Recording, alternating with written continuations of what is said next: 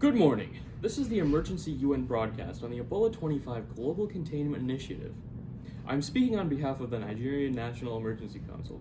Today we broadcast to the United Nations, our regional allies, international financial institutions, and the people of the world.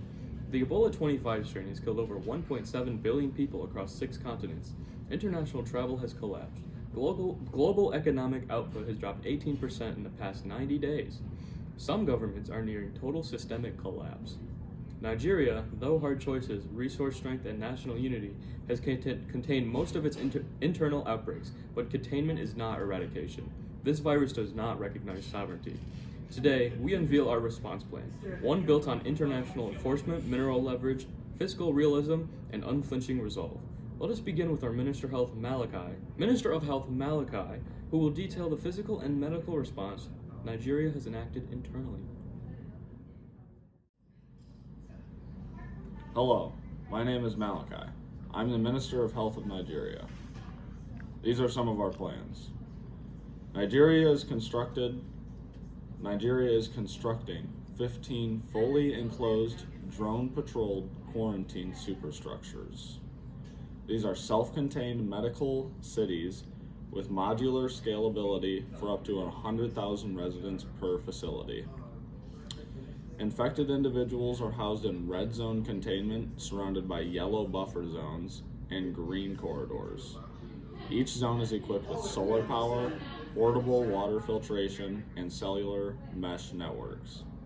Movement is controlled via retinal scan, ID chip badges, and AI monitored checkpoints.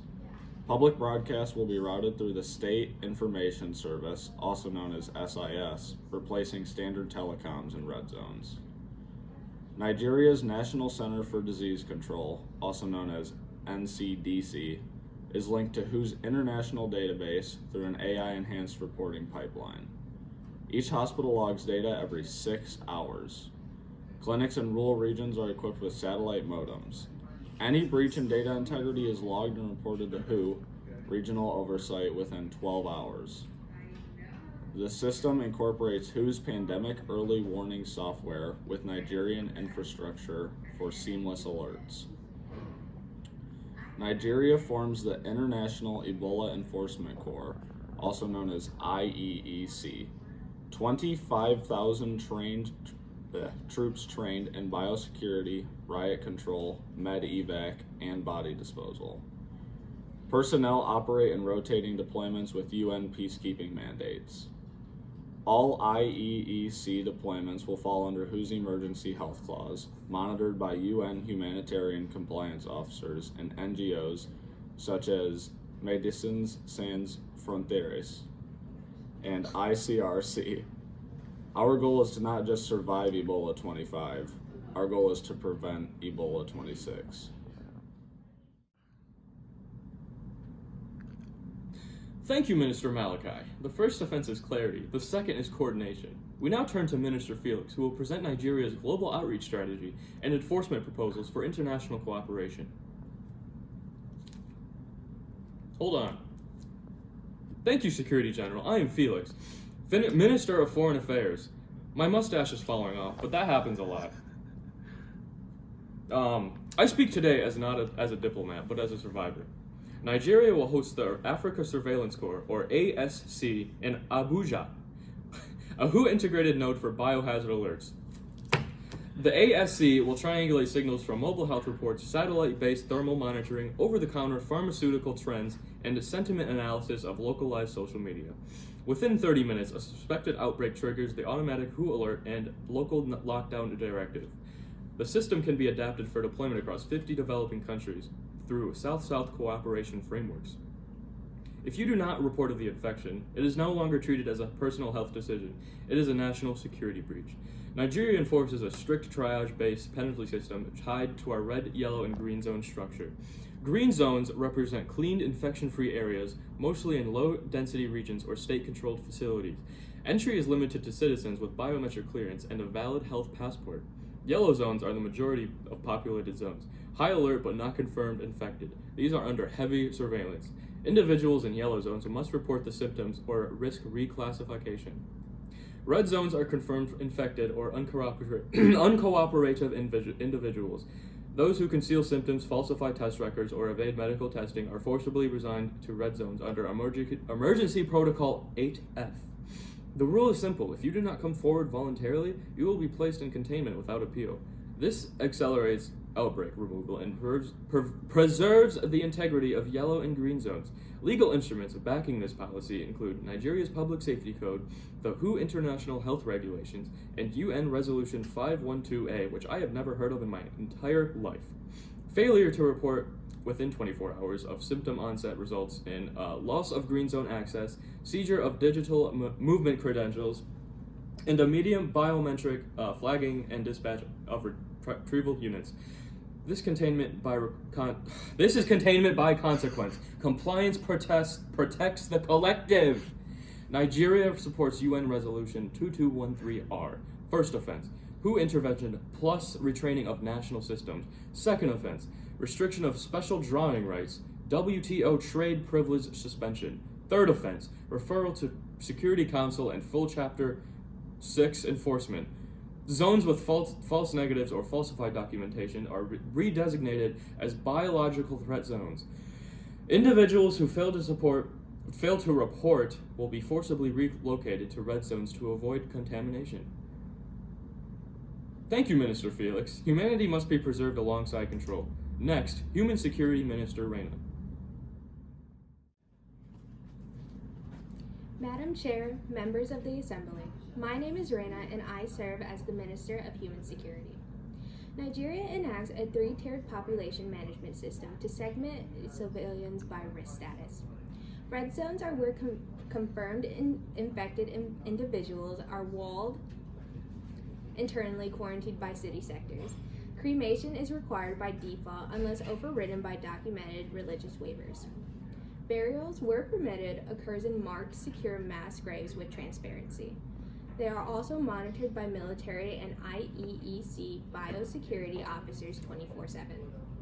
Yellow zones are where suspected or exposed individuals are held in government-run displacement shelters for 72 PCR testing cycles. They must test negative for 3 consecutive days to exit.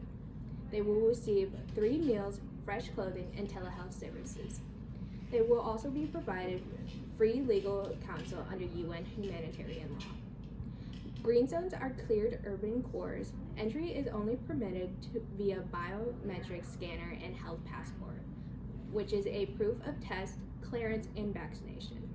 Movement tracked through wearable ID chip issued upon clearance is also required. Confirmed Boko Haram operatives are using infected individuals as vectors. Nigeria launched a strategic quarantine enforcement task force, which is also known as the SQET for Interior Defense. Environmental protection includes plasma-based mobile crematoriums, biochemical aquifer treatment systems, and airborne disinfectants dispersed by unmanned drones. Containment is not cruelty. Protection is not punishment. This system is not perfect, but it is necessary to preserve both life and law. Thank you, Minister Reina.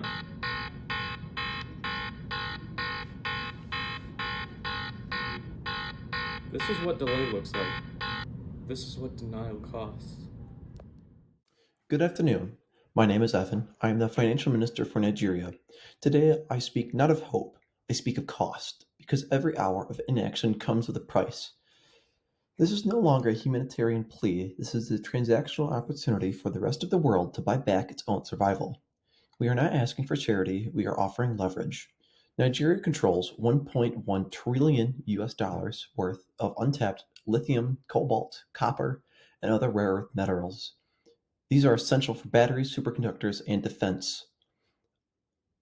In return for funding the Ebola Impact Fund, we offer tiered access control contracts for our materials. This money will build the red zones, deliver vaccines, and fund World Health Organization missions. The tiered model, to start off with, Tier 1 Rich countries like the United States, EU, and China will pay $20 billion each for 10-year exclusive mineral contracts, frontline vaccine and data access, and seats on the IEF board. Tier 2, G20 nations such as India, Brazil, etc., $5 to $10 billion each, shared contracts with WHO Logistics Help. Tier 3 is for the poorest countries, and they are to offer anything that they can. And this is not aid, this is terms of trade that ends the debt cycle and uses foreign direct investment to build global health. Nigeria will contribute $3 billion to WHO, backed by special drawing rights via the International Monetary Fund. This will make WHO an enforcement body, not just collaborator. It will build the camps, deploy vaccines, and direct IEC units worldwide. Legal power comes from Chapter 7 of the UN chapters. Everybody contributes what they can. Rich countries primarily offer their money. Middle countries will offer their gear and logistics, and poor nations offer anything that they can. No more freeloaders. Non-participation means blocked ports and no aid. This is capital accumulation for survival. Fund it, share it, or be priced out of the cure. This concludes Nigeria's formal address to the United Nations General Assembly. We present not just a proposal, but a functioning global model. You are either with us or you are in our way. Act fast. Fund survival. Enforce compliance. The virus will not wait, and neither will we.